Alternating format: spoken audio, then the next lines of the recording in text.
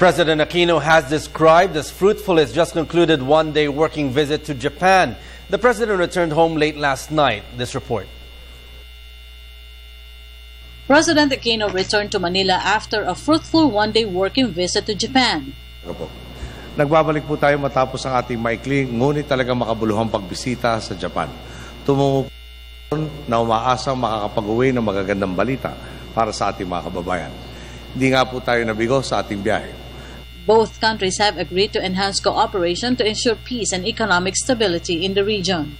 Nagpahiwatig nga po ng suportang punong ministro sa ating posisyon para sa mapayapang resolusyon sa mga usaping may kinalaman sa teritoryo, alinsunod sa international law at di paggamit ng puwersa.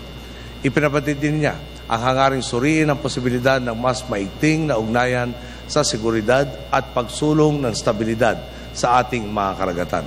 Ang hangad po natin, humupa ang mga tensyon sa makatwiran at komprehensibong pamamaraan sa tatlong antas: immediate, intermediate at final approaches.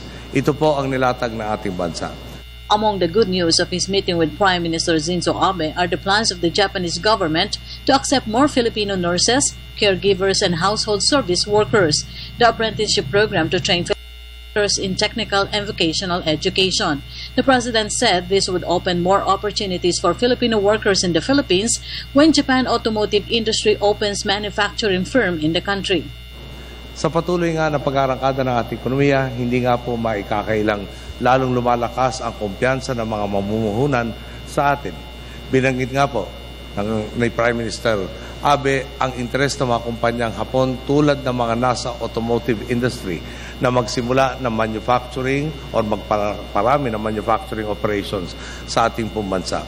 He said both countries are expected to benefit from eased visa regulations for Filipino visitors. Dagdag pa, nariyan ang lalong pagpapalakas sa turismo sa pagitan ng ating dalawang bansa. Nagpapasalamat nga tayo sa punong ministro para sa mga hakbang ng kanyang pamahalaang hinggil sa visa relaxation para sa mga kababayan nating nais bumisita sa bansang Hapon. Ang resulta po nito, mas malakas na ugnayang bubukal sa pagkakaunawaan at hangaring buksan ang mas maraming pinto ng oportunidad para sa kapwa Pilipino at Hapon sa pamamagitan ng sektor ng turismo.